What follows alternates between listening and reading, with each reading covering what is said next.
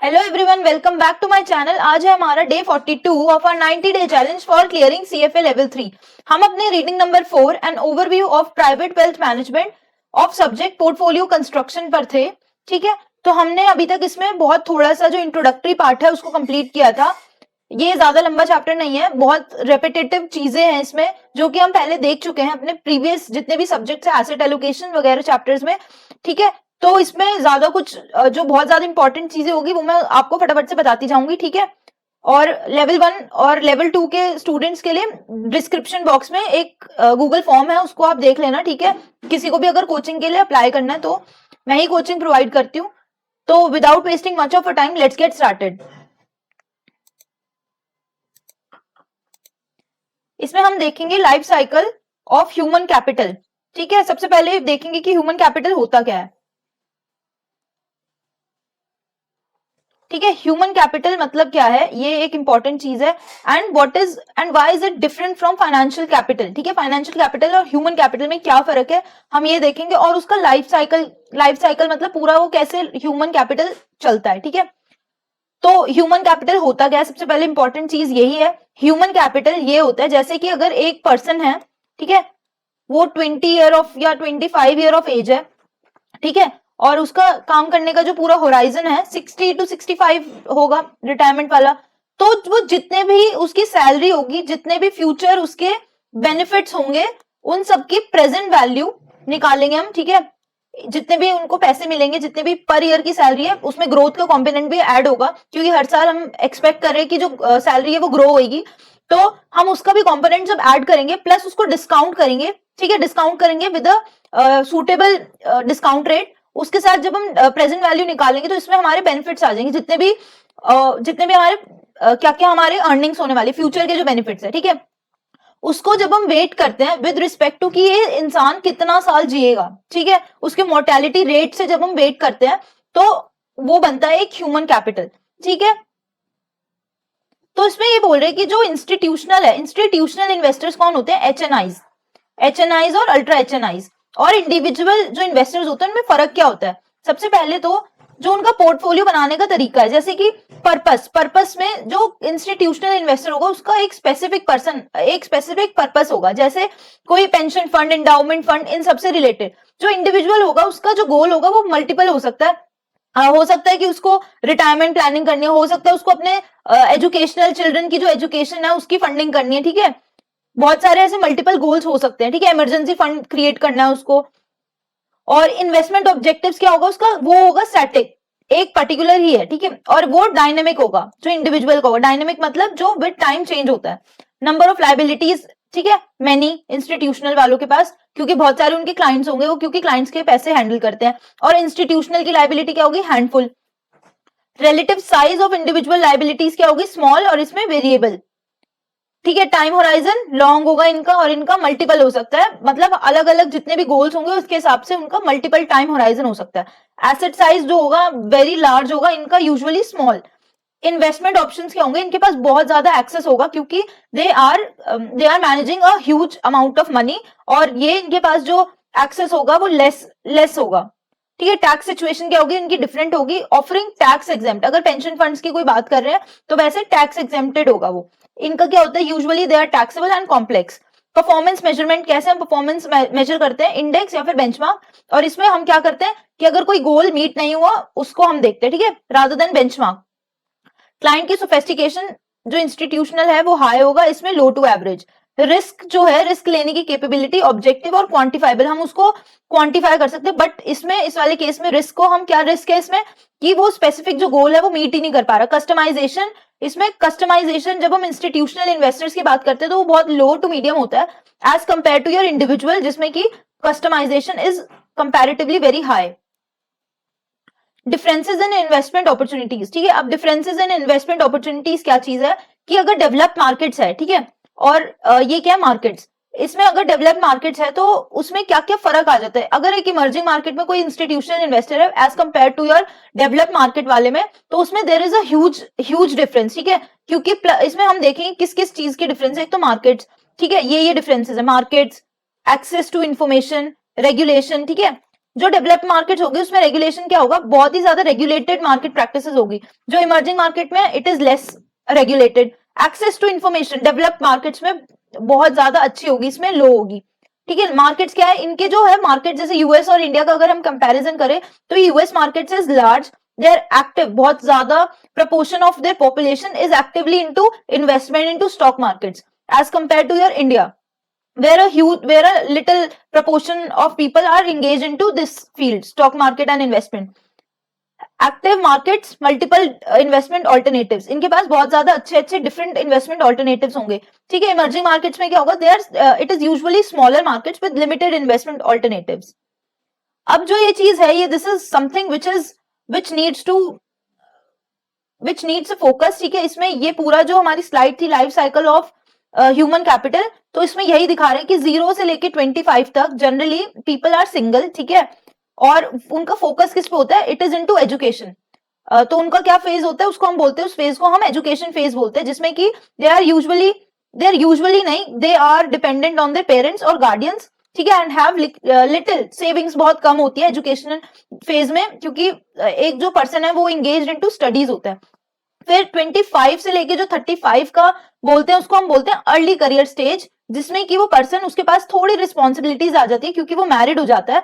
ठीक है, और उसकी अपनी करियर की शुरुआत हो जाती है 25 से लेके 35 में, उसको हम बोलते हैं early career phase.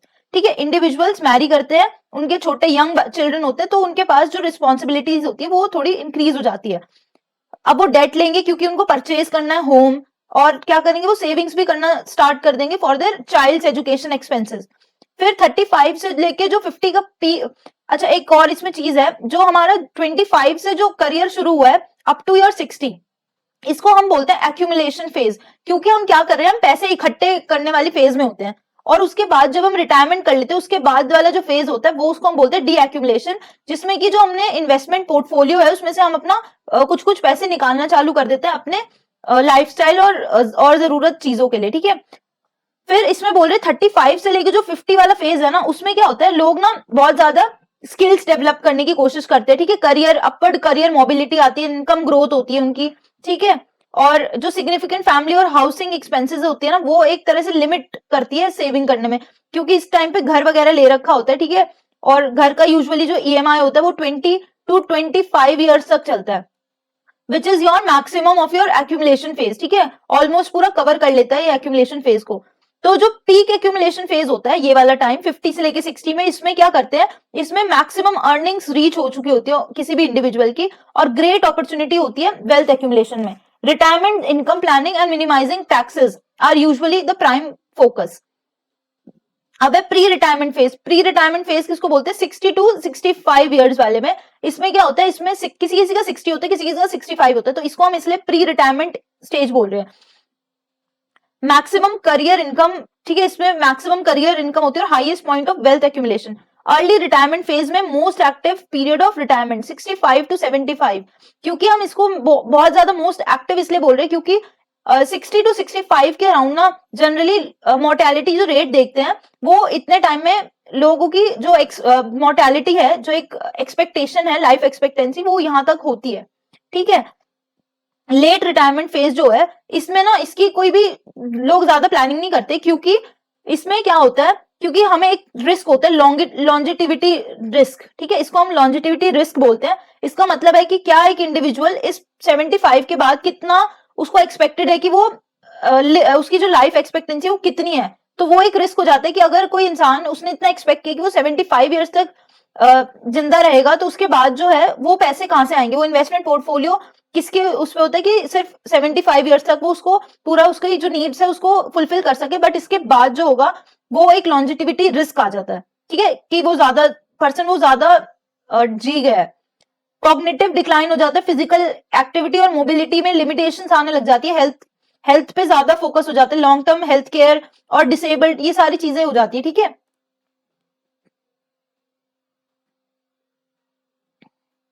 The economic value of the individual. ठीक है, इकोनॉमिक वैल्यू क्या होती है, इकोनॉमिक बैलेंस शीट में पहले भी बता चुकी हूँ, जिसमें कि हम ह्यूमन कैपिटल को इंक्लूड करते हैं, जिसमें कि जो प्रेजेंट वैल्यू ऑफ जो फ्यूचर बेनिफिट्स है, फ्यूचर जो सैलरी है, फ्यूचर सैलरी ठीक है, उसमें से जब हम माइनस करते हैं अपने फ्यूचर के जो कंजम्पशंस होंगे, सबको पता है कि फ्यूचर के कंजम्पशंस क्या होंगे, जो रिटायरमेंट वाले फेज में होंगे। ठीक है, तो उसमें क्या बोलते हैं हम ह्यूमन कैपिटल को, it is the difference between the assets including human capital and liabilities including future consumption. Human capital is calculated as the present value of future income streams adjusted by the actuarial probability of survival, wage growth and discount rate that reflects occupational income risk। अब जो ये वाला है, ये human capital, अगर हमें निकालना है कि ह्यूमन कैपिटल कितना है at a given point of time, ठीक है, इसमें जैसे 0 ले रखा है, इसमें मतलब स्टार्टिंग में अगर मैं निकालना चाहूँ कि मेरा जो ह्यूमन कैपिटल वो कितना होगा, तो वो कैसे होगा, PS क्या है, मेरा प्रोबेबिलिटी कि मैं कितना टाइम जीऊंगी, उसके बाद मेरी जो पास्ट ईयर की सैलरी होगी वो, फिर उसको मल्टीप्लाइड बाय कि हमारा कितना ग्रोथ हो रहा है इन वेजेस, फिर हम उसको क्या करेंगे, डिस्काउंट करेंगे with risk, with suitable interest rate. ठीक है, सूटेबल रिस्क, जो भी सूटेबल इंटरेस्ट फैक्टर है, और ये जो Y है, this is your risk premium associated with occupational income volatility. ये मैं अभी बताती हूँ कि ये इनकम, ये रिस्क कौन से रिस्क को इंक्लूड कर रहे हैं। अब इसमें बोल रहे हैं कि जो रिस्क एडजस्टमेंट ये Y है, ये है कि मतलब अगर एक इंडिविजुअल है, ठीक है, मान लो बहुत सारे अलग अलग ऑक्यूपेशंस होते हैं, तो उनकी जो इनकम स्टेबिलिटी होगी ना, वो भी डिफर करती है। जैसे फॉर एग्जांपल अगर एक स्टेबल कोई एम्प्लॉय है, ठीक है, कोई अच्छी कंपनी में कोई एम्प्लॉय है, रिलायंस में मान लो, या इन्फोसिस, या कोई भी TCS में मान लो, तो एक स्टेबल उसको एक इनकम फ्लो आ रहा है। ठीक है, अगर हम उसी पर्सन, अगर 25 इयर्स का वो पर्सन है और उसी सेम पर्सन जो एक एंटरप्रेन्योर है, जो एक बिजनेस कर रहा है, तो उसकी सैलरी की वॉलिटिलिटी है उसमें, ठीक है, एक्सपेक्टेशन, मतलब जो उसकी अनस्टेबल है वो सैलरी एंटरप्रेन्योर की, बट जो एक एम्प्लॉय है उसकी सैलरी क्या है, एक फिक्स्ड है, ठीक है, स्टेबल है। तो इसमें जो रिस्क है ना, कि रिस्क ऑफ, देखो इसमें ये है ना, the possibility that the income stream will be interrupted by job loss, disability, death, ये सारे क्या है, रिस्क फैक्टर्स है। ये सब क्या होगा, इसको इंक्लूड करेंगे हम, ठीक है, इंक्लूड करेंगे which is unrelated to the type of employment. ये क्या है, रिस्क एडजस्टमेंट है। As individuals progress through their lives, the value of their financial and other investments become more significant. जैसे जैसे एक इंडिविजुअल प्रोग्रेस करता है अपनी लाइफ में, उसकी जो वैल्यू ऑफ देयर फाइनेंशियल और अदर इन्वेस्टमेंट्स है वो बहुत ज्यादा सिग्निफिकेंट हो जाती है एज दे अप्रोच रिटायरमेंट। ठीक है, at this point people tend to rely more on their investment portfolio to provide them with income in retirement। ये मैं बता चुकी हूँ, ठीक है। However, जब जैसे ही वो इंडिविजुअल रिटायर हो जाएगा, जो पेंशन बेनिफिट्स है और जो वैल्यू ऑफ रियल एस्टेट, जो पैसे आ रहे हैं रेंट के थ्रू रेंटल, या फिर जो कोई कैपिटल गेन्स हो रहा है उसको, तो वो बीक्वेस्ट जो छोड़ेगा उस पे उसका ज्यादा मोर क्रूशियल फैक्टर हो जाता है वो। ठीक है, अब there are 2 different types of pension systems, एक तो डिफाइंड कॉन्ट्रीब्यूशन प्लान्स और एक है हमारा डिफाइंड बेनिफिट प्लान्स। अब इन दोनों में डिफरेंस बताया है। डिफाइंड कॉन्ट्रीब्यूशन जो प्लान है उसमें एम्प्लॉय जो है वो, एम्प्लॉय या फिर एम्प्लॉयर क्या करते हैं, दोनों या फिर मिलके एक इन्वेस्टमेंट पोर्टफोलियो बनाएंगे और वो लोग क्या करेंगे, उसमें पैसे डालेंगे, और एम्प्लॉय का जो होगा ना, वो सारा रिस्क एम्प्लॉय के पास होगा कि एम्प्लॉय पे कैसे क्या रिस्क होगा, कि जो भी वो उसको, जो इसका इन्वेस्टमेंट का पोर्टफोलियो, क्या वो उस चीज को रिटायरमेंट के बाद जो उसकी कंजम्पशन नीड्स है उसको वो फुलफिल कर पाएगा। ये एक रिस्क जो है वो एम्प्लॉय बियर करता है, जो काम कर रहा है एम्प्लॉय वो बियर करेगा, नॉट द एम्प्लॉयर। ठीक है, but in defined benefit plan, इसमें जो एम्प्लॉयर है ना वो गारंटी करता है कि आपको इतना हर साल रिटायरमेंट पे इतने पैसे मिलेंगे। एग्जाम्पल 25K और से 30K इतने पैसे मिलेंगे मंथली रिटायरमेंट पे। तो जितना भी जो रिस्क होगा वो कौन बियर कर रहा है, एम्प्लॉयर बियर कर रहा है। और educational attainment and the choice of career alternative determine the value of human capital. अब कौन कितना एजुकेटेड है और कितना उसने क्या कौन सा करियर में है वो भी डिटरमाइन करते हैं ह्यूमन कैपिटल को, क्योंकि अगली जो सैलरी है वो कैसे आएगी, जितना ज्यादा एजुकेशन होगी या जितना ज्यादा वो ल्यूक्रेटिव, कोई उसमें ल्यूक्रेटिव करियर में होगा तो उतना ही ज्यादा उसकी ह्यूमन कैपिटल होगी। The proportion of pension wealth in a individuals overall wealth portfolio depends on their unique circumstances. अब ये बोल रहे हैं कि मान लो अगर हम कंपेयर कर रहे हैं कि एक वेल्दी पर्सन का जो एक्सपेंडिचर होगा, अभी का जो प्रेजेंट वैल्यू एक्सपेंडिचर है, प्रेजेंट एक्सपेंडिचर वो ज्यादा होगा, तो जो उसका जो पोर्टफोलियो, जो पेंशन बेनिफिट होगा, जो पेंशन फंड होगा, वो एक बहुत छोटा प्रपोर्शन होगा। ठीक है, वो बहुत एक छोटा सा प्रपोर्शन होगा उसके वेल्थ का। ठीक है, क्योंकि उसके पास बहुत पैसे है, तो उसका जो पेंशन वेल्थ है वो मेकअप करता है a smaller proportion of entrepreneurs total wealth and HNIs। ठीक है, the focus of wealthier individual portfolio allocation is about fulfilling, क्या क्या उनके गोल्स होते हैं, उनके गोल्स होते हैं कि वो ट्रांसफर करे बहुत अच्छे खासे बीक्वेस्ट अपनी फ्यूचर जनरेशन को, फिलेंथ्रोपिक उनके कोई गोल्स है वो, और achieving long term financial objectives. ठीक है, इनका वो कोई ऑब्जेक्टिव नहीं होता जो नॉर्मल एक पर्सन का होता है कि उसको रिटायरमेंट प्लानिंग करनी है, वो उनका ऑब्जेक्टिव नहीं होता, बिकॉज जो पेंशन फंड है वो एक बहुत ही स्मॉलर प्रोपोर्शन होती है of their total wealth. During the accumulation phase they should seek to allocate their investment portfolio to diversify their income and risk from human capital। ठीक है, इसमें क्या है, अब ये बोल रहे हैं कि जैसे पर्सन होगा, मान लो कि इसमें एक पर्सन की बात की थी कि एक अगर एंटरप्रेन्योर है कोई, ठीक है, कोई बिजनेस है, तो उसका एक सेक्टर स्पेसिफिक जो रिस्क है वो है, तो हमें क्या करना चाहिए, हमें उसका जो पैसे है, क्योंकि ऑलरेडी इसका जो काम है वो बहुत रिस्की है, तो हमें पैसे उसके डालने चाहिए फिक्स्ड इनकम में, ठीक है, ताकि एक स्टेबिलिटी प्रोवाइड हो। बट अगर हम एक इंडिविजुअल की बात करें जिसके एक स्टेबल फ्लो ऑफ इनकम है, तो वो क्या करेगा, वो अपने इक्विटीज में डाल सकता है पैसे, ताकि वो एक हायर रिटर्न जो है अपने गोल्स को अचीव कर सके, एक हायर रिटर्न अर्न कर सके। When human capital calculations provide a framework for quantifying wealth, it is important to note that reality is more complex than models। जब भी हम human capital calculations करते हैं तो हम मॉडल्स तो बहुत अच्छे बना सकते हैं, बट जो असलियत में जो रियलिटी होती है, it is way more different from the models. ठीक है, फॉर इंस्टेंस जब हम इनकम लेवल्स को एस्टिमेट करते हैं, फिर उनकी growth rates, nominal risk free rates, risk adjustment, mortality can be quite challenging. With this we have almost completed half of this chapter। 2 days और बचे हैं इस पूरे चैप्टर में। 2 days के बाद 44th डे पे ये पूरा चैप्टर कंप्लीट हो जाएगा। Half of our CFA syllabus, CFA level 3 syllabus would be completed, provided कि आप उसके क्वेश्चंस, उसके रिविजन्स, बार बार ये वीडियोस देख रहे हैं, ठीक है, रिविजन कर रहे हैं, टाइपिंग प्रैक्टिस कर रहे हैं, और ठीक है अच्छे से पूरा पढ़ रहे हैं, और क्वेश्चंस करना बहुत ज्यादा जरूरी है। So with this note, stay consistent, happy studying, keep learning. ठीक है, बाय बाय, साइनिंग ऑफ।